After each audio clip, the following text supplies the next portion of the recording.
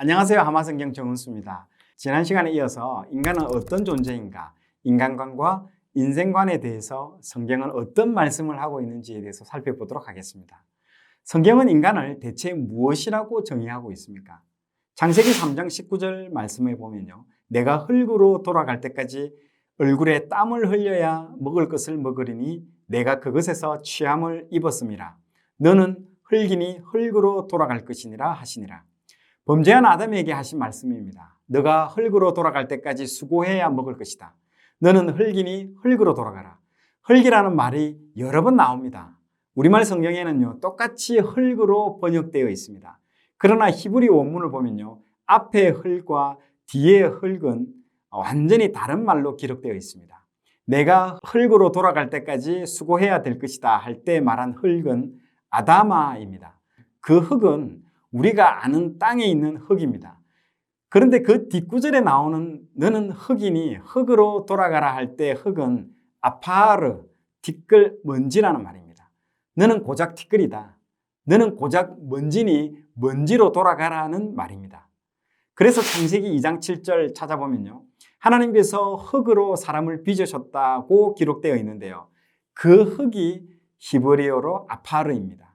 하나님은 곱고 고운 고령토와 같은 좋은 재료를 가지고 사람을 만든 것이 아니라 티끌과 먼지를 이렇게 썰어서 모아서 당신의 생기를 불어넣으셔가지고 사람이 되었다는 것입니다. 그러면 우리가 간단하게 공식을 만들 수 있죠. 흙 플러스 하나님의 생기 이꼬르 사람 이꼬르 생명인 것입니다.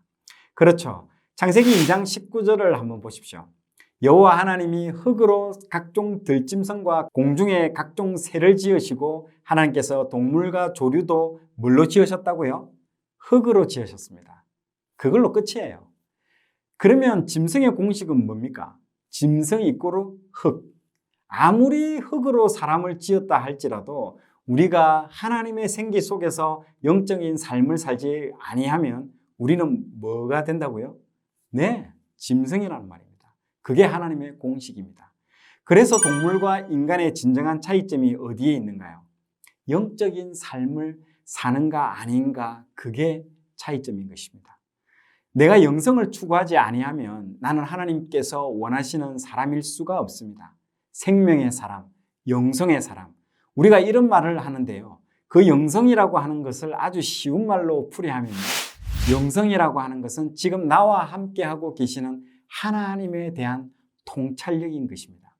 하나님은 멀리 계시지 않습니다. 내가 어디에 가든 나와 함께하고 계신다는 것이죠. 이사야 42장 1절 말씀입니다. 내가 붙드는 나의 종, 내 마음에 기뻐하는 나의 택한 사람을 보라. 내가 나의 신을 그에게 주었은즉 그가 이방에 공의를 베풀리라. 하나님께서 우리 모두에게 당신의 영을 주셨습니다. 하나님의 신이 우리와 함께하고 계신다는 것이죠. 그분에 대해서 깨어 있으면 나는 어떤 순간에서든지 영적으로 살 수밖에 없습니다. 그런데 내가 하나님을 믿는다고 하면서도 가장 결정적인 삶의 현장에서 그 하나님에 대해서 깨어 있지 못하다면 결국 우리는 내 욕심의 법칙을 쫓는 짐승의 삶과 다를 바가 없어지는 것입니다. 앞에서 인간을 티끌과 먼지로 만들어서 하나님의 생기를 넣어서 사람이 되었다고 말씀드렸는데요. 그래서 우리는 하나님을 떠나면 먼지에 지나지 않습니다. 아무런 가치가 없다는 것이죠. 먼지에 이 세상 어떤 가치를 부여합니까? 우리는 이런 사실을 모르고 때로는 우리가 대단한 존재인 것으로 착각할 때가 많습니다. 인류지용이라는 미술 잡지가 있는데요, 그 미술 잡지에 한 귀부인이 멋진 드레스를 입고 화장품이 놓여있는 화장 거울 앞에서 거울 속에 비쳐있는 그 귀부인의 모습은요, 해골이었습니다. 이 작품은요, 인간 존재에 대한 대단한 메시지를 던져주고 있습니다. 우리 모두는 수십 년 후면 모두 해골이 된다는 메시지인 것이죠. 여러분, 오늘 아침에 일어나서 세수하고 화장하셨죠? 미래의 해골 바가지에 화장하고 세수한 것입니다. 죄송합니다. 제가 너무 표현이 과했나요? 아무 가치가 없다는 말입니다. 내가 사회적 지위가 있고 돈이 많으면 해골이 안 됩니까? 모두 해골이 되고 티끌로 먼지로 사라지는 존재라는 것이죠. 즉 무가치한 존재라는 것입니다. 여러분, 산속에 가면 바위하고 나무가 있습니다. 그 자연은요, 아침에 샤워 안 합니다. 비누, 샴푸, 린스 이런 거 쓰지 않습니다. 그럼에도 자연 정화 능력에 의해서 항상 깨끗함을 유지하고 있습니다. 그런데 모든 것이 깨끗한 심산 계곡 속에 사람을 한 명 딱 앉혀 보십시오. 그 바위 위에 앉아 있으면 사람도 바위나 나무처럼 깨끗해집니까? 아닙니다. 사람만 갈수록 더러워집니다. 사람이 얼마나 더러운 존재인지는 정말 가난한 빈민촌에 가보면요, 알 수 있습니다. 우리처럼 선진 문명국에 사는 사람이라도 매일 아침 비누, 샴푸로 세수하고 머리 감지 않으면 안 된다는 것이 인간이 얼마나 더러운 존재임을 반증해주고 있는 것이죠. 지금 이 시간에도 전 지구적으로 인간의 더러움을 지우기 위해서 얼마나 많은 제품들이 사용되고 버려지고 있습니까? 어디 인간의 육체만 그렇습니까? 이 속은요, 또 얼마나 더럽습니까? 어떻게 보면요, 몸 밖의 더러움은 귀여운 수준입니다. 예수님께서 너희 속에 나오는 것이 다 더럽다라고 말하고 계십니다. 하는 행동은 또 얼마나 추악하고 역겹습니까? 여러분, 우리가 이렇게 잘 차려입고 있으니 청결한 사람처럼 보이죠? 우리가 태어나서 맑고 깨끗한 물을 얼마나 많이 마셨습니까? 그 물 다 어디로 갔습니까? 모두 소변으로 다 배출되었습니다. 또 얼마나 많은 음식물을 우리가 먹었습니까? 그것 다 어디로 갔습니까? 모두 오물로 다 버렸습니다. 우리가 공부했던 노트의 종이와 문구류 등등 다 어디로 갔습니까? 다 쓰레기로 다 버려졌습니다. 내 몸에 걸쳤던 옷 다 어디로 갔습니까? 모두 헌옷으로 능마 조각으로 다 버려졌습니다. 겉으로는 깨끗한 것처럼 보여도요, 모든 인간은 이렇게 태어나서 이 세상을 더럽히기만 합니다. 그런데 그 속까지 더러운 것입니다. 하나님 안 계시면요, 하나님께 붙어 있지 않으면 인간은 정말 무가치하고 추하기 추한 티끌이요 먼지에 지나지 않습니다. 욥기 5장 7절 사람은 고생을 위하여 났으니 불꽃이 위로 날아가는 것 같으니라. 인간은요, 모두 고생을 위해서 태어난 존재입니다. 마치 불꽃이 위로 올라가는 존재와 같습니다. 여러분, 라이터가 이렇게 있습니다. 여기에 라이터에 불을 붙이면 방향을 이렇게 밑으로 해도 붙어 있는 불꽃은 반드시 위로 향한다는 것입니다. 이것이 자연 법칙이죠. 제가 오래전 이 욥기 이 구절을 읽다가요, 일회용 라이터를 켜가지고 불꽃을 밑으로 보내려다 하다가 손을 대인 적이 있습니다. 뜨거워. 옛날에 참 제가 이상한 짓 많이 했습니다. 불꽃은 위로 올라가는 것은 당연한 법칙인 것이죠. 그래서 모든 인간은 당연히 고생하는 것은 당연한 법칙이라는 말입니다. 어머니가 아이를 해산하는 것, 10달 동안 뱃속에서 품고 있는 것 말할 것도 없죠. 그리고 아이는요, 태어나서 울면서 나오지 않습니까? 평생 먹고 살기 위해서 고생하는 거죠. 그리고 사람과의 관계 때문에 또 고생하죠. 그런데 이 고생 누가 알아줍니까? 자식들이 부모들의 고생 여러분 알아줍니까? 말로는 안다고 하지만요, 모릅니다. 자식이 부모 섬기는데 부모는 알아줍니까? 아는 것 같지만 모릅니다. 조금 섭섭해지면 토라지곤 하죠. 가장이 자존심 상하고 하루에도 몇 번이나 사표 쓰고 싶은 마음을 아내가 아는가요? 아내는 모릅니다. 반면에 그 가정을 지키려고 남 모르는 눈물 짓고 있는 그 아내의 눈물 남편이 또 모르죠. 하나님이 그 고생 몰라주시면요, 아무도 모릅니다. 하나님이 그 고생 몰라주면 아무 의미 없습니다. 그게 인생인 것이죠. 시편 90편 7절 말씀에 보면요, 우리의 연수가 강건하면 80이요 수고와 슬픔뿐이라고 했습니다.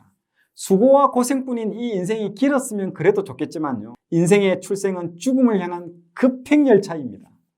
출생과 동시에 카운트다운이 시작되죠. 전도서 1장 1절에서 2절 전도자가 이렇게 말씀하시죠. 헛되고 헛되도 헛되도다. 이걸 5번이나 반복하고 있습니다.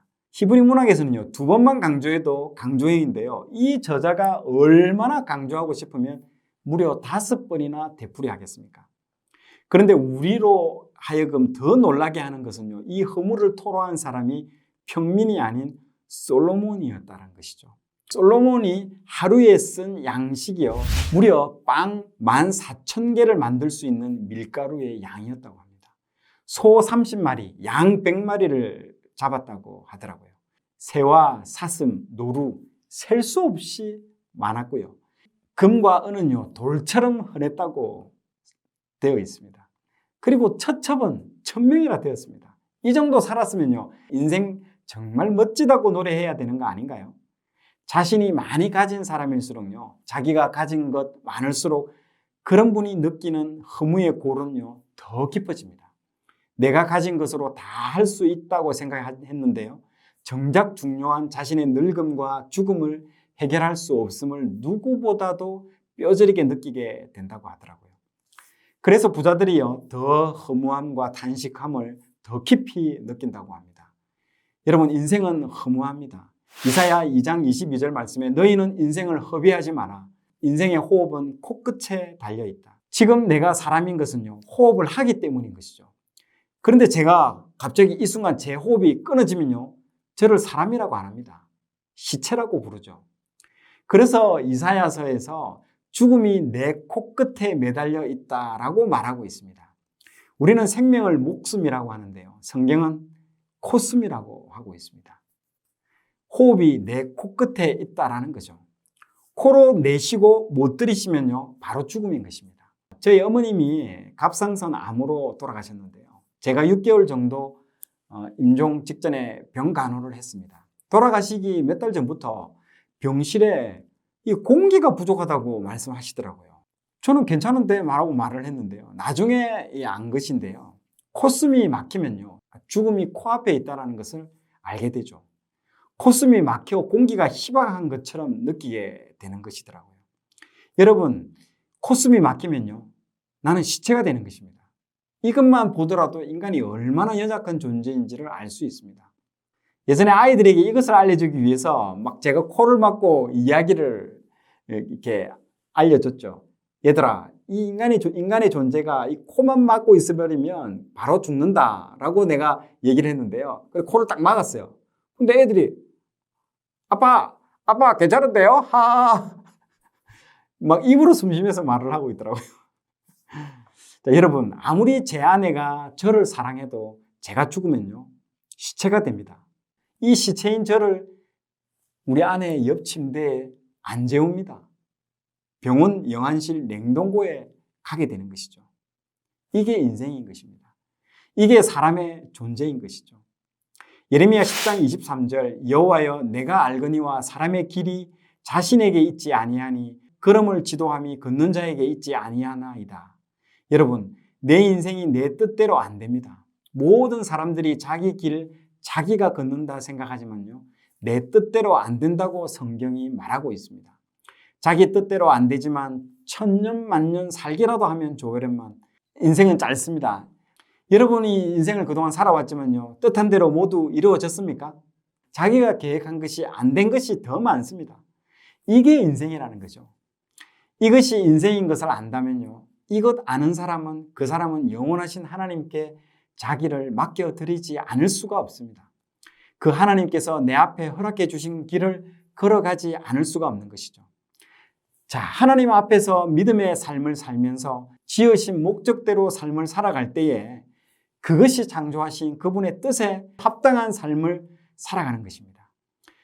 오늘은 인간관과 인생관에 대해서 알아봤습니다. 감사합니다. 여러분 라이터가 이렇게 있습니다. 라이터에 불을 붙이면 여러분 라이터가 여기에 있습니다. 라이터에 이렇게 불을 붙이면 방향을 밑으로 해도 불꽃은 반드시 위로 행한다는 말이죠. 일회용 라이터를 켜가지고 불꽃을 밑으로 보내려다 하다가 손을 대인 적이 있습니다. 뜨거워. 아이고 자, 오늘 내용이 좋았다면 좋아요, 구독 부탁드리겠습니다. 좋아요, 구독, 알림 설정은 콘텐츠 제작에 큰 힘이 됩니다.